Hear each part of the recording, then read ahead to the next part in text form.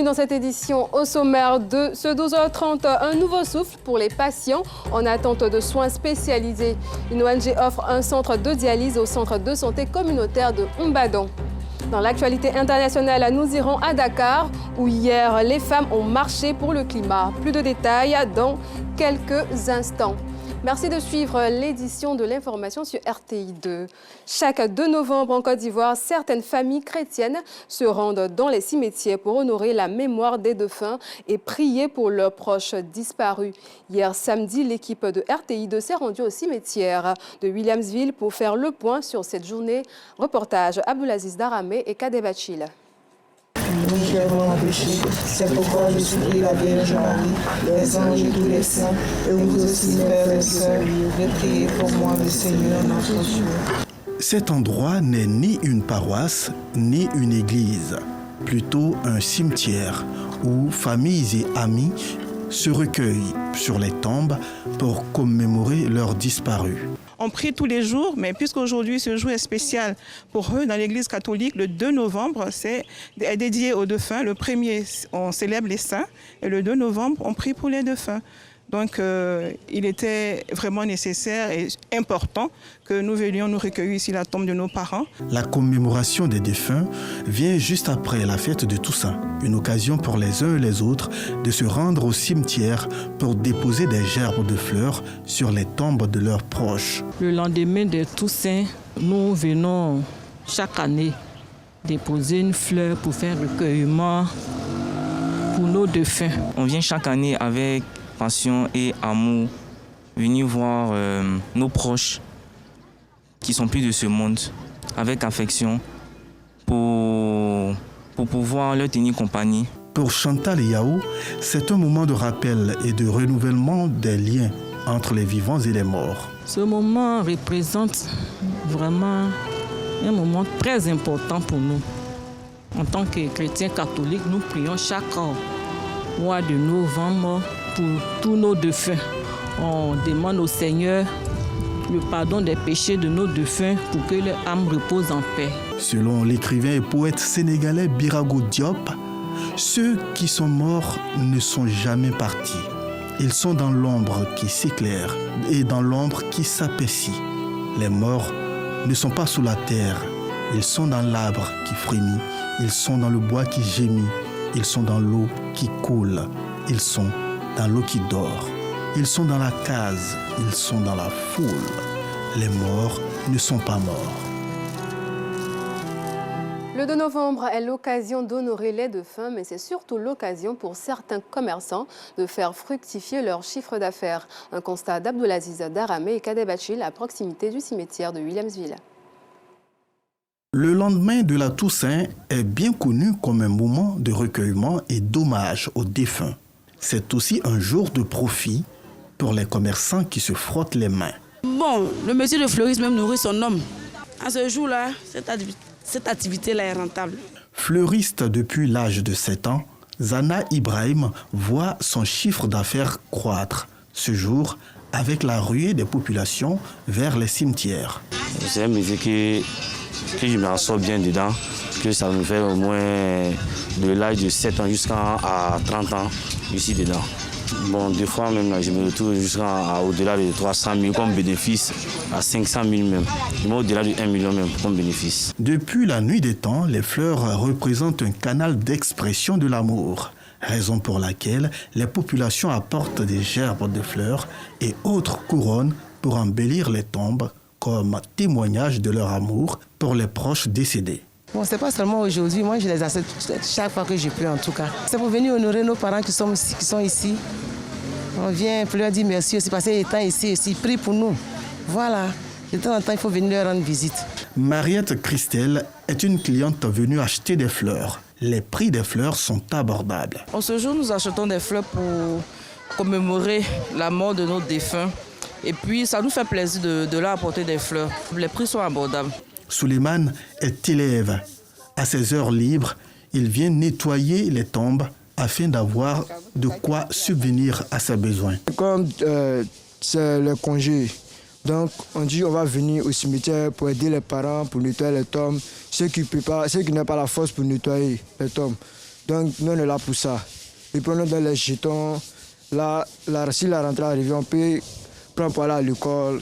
C'est une action que Yapi Saraka, âgé de 95 ans, salue. Que le Seigneur même bénisse ces enfants-là, parce que ça, je suis âgée, je ne peux rien. Et quand ils prennent, en tout cas, ils me favorisent, et puis je leur donne ce que je veux, et puis ils prennent pour s'entraider. Qu'on pense à eux. Ces enfants, ils n'ont rien à faire. Leurs parents, ce sont des démunis. Si le 2 novembre marque la fête des morts, ce jour est aussi une aubaine pour certains de faire de bonnes affaires.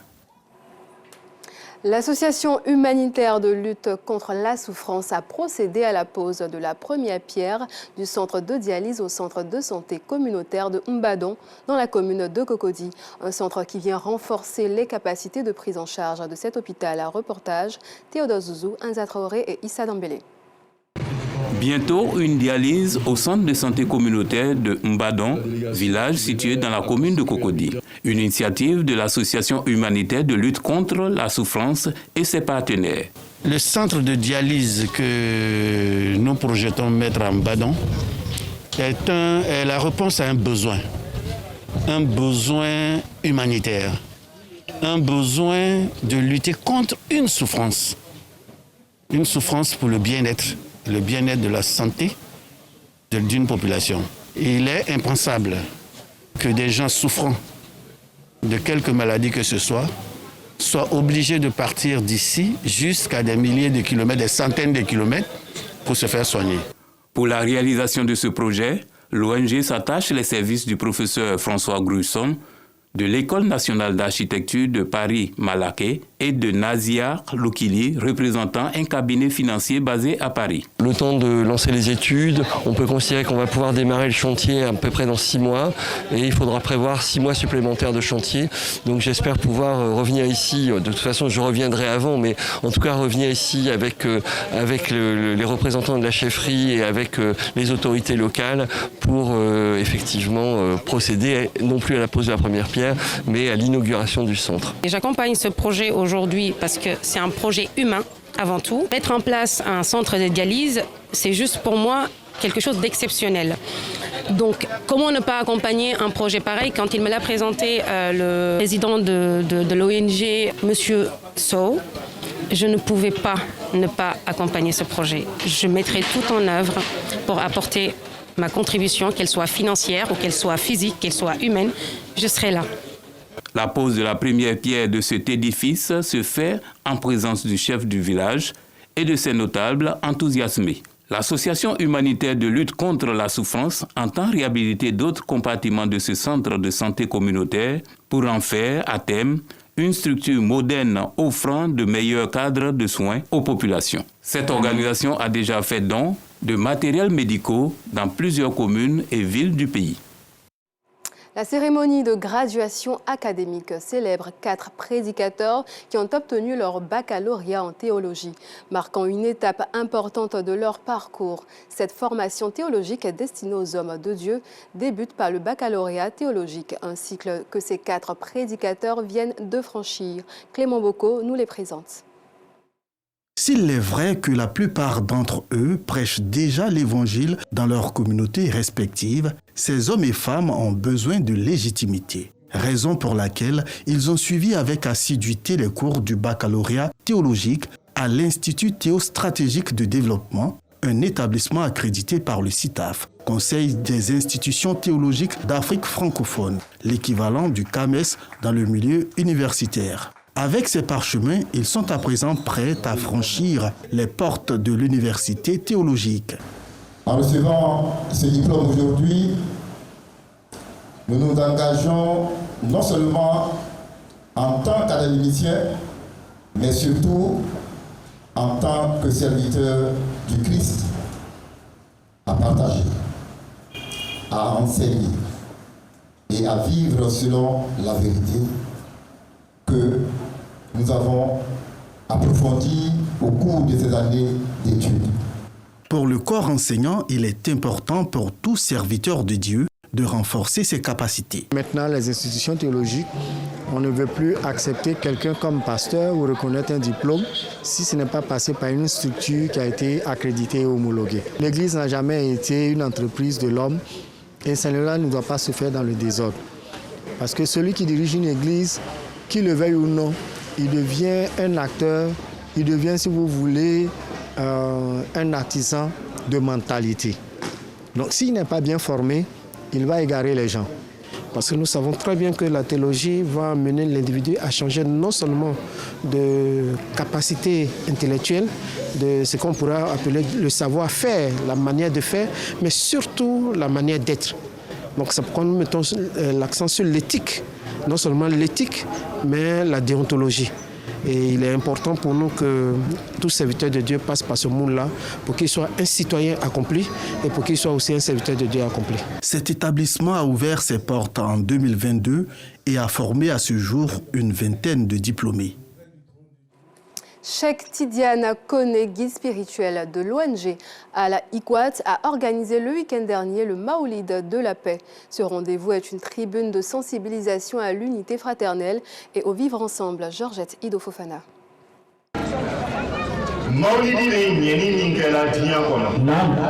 Cheikh Tidiane Koné, guide spirituel de l'ONG Al-Ikwat, a renouvelé le week-end dernier ses actions en faveur de la paix et du vivre ensemble. Ce rendez-vous religieux annuel dénommé Maoulid de la paix est une tribune de sensibilisation à l'unité fraternelle et au vivre ensemble. Le saint prophète lui-même, il était paix. Il a fait 23 ans de sa vie en train de faire la promotion de la paix, la fraternité, l'unité, le pardon, l'indulgence et l'humilité et le vivre ensemble. Donc j'aimerais dire à la communauté musulmane de prendre un grand exemple sur le saint prophète sallallahu alayhi wa sallam. Cette initiative séduit plus d'un. Les participants ne sont pas restés indifférents. 13 ans de promotion de la paix, de la réconciliation, de l'amour du prochain. Vraiment, il est à remercier. Nous, on encourage les éducateurs de faire la paix. Pas seulement les éducateurs, tout le monde doit faire la paix en Côte d'Ivoire. Vivre ensemble, c'est très important. Pour maintenir la flamme de la paix en Côte d'Ivoire, l'ONG Al-Ikwat et ses partenaires ont fait de la célébration du Maoulid de la paix une institution pendant plus d'une décennie. Dans l'actualité africaine, hier à Dakar, au Sénégal, une centaine de femmes venues de tout le pays ont participé à la 4e édition de la Marche des femmes pour le climat, dénonçant l'inaction face aux effets du changement climatique. Témoignage de leur détermination, elles appellent à des actions concrètes et à quelques jours de l'ouverture de la COP29, prévue le 11 novembre prochain. Au Cameroun, ce samedi 2 novembre, hier samedi 2 novembre, à Douala, le domicile de l'opposant Jean-Michel Nitche, président du Front pour le changement du Cameroun, a été encerclé dès l'aube par des gendarmes et des policiers de l'unité antiterroriste, empêchant la tenue d'une réunion de son comité directeur national. Cet événement survient peu après le retour de Paul Biya au Cameroun. Âgé de 92 ans, son absence a suscité des interrogations sur son état de santé. À l'international, en Espagne, après des pluies dévastatrices qui ont fait plusieurs morts, les populations sinistrées sont en colère et cherchent des coupables. Face à la lenteur de l'arrivée de l'aide dans la région de Valence, une chaîne de solidarité s'est mise en place depuis plusieurs jours. Le Premier ministre espagnol a annoncé hier samedi l'envoi de 5 000 militaires et de 5 000 policiers et gendarmes supplémentaires pour venir en aide aux habitants du sud-est du pays ravagés par les inondations. Aux États-Unis, c'est le dernier week-end de la campagne. La pression monte pour les deux candidats. Hier samedi, Donald Trump a tenu un meeting en Caroline du Nord avant d'en faire un deuxième en Virginie. Kamala Harris, elle, était en Géorgie, à Atlanta-sur-Seine. Elle a insisté sur l'importance d'aller voter le 5 novembre. C'est la fin de cette édition. Merci de l'avoir suivi et bonne suite au programme sur RTI2.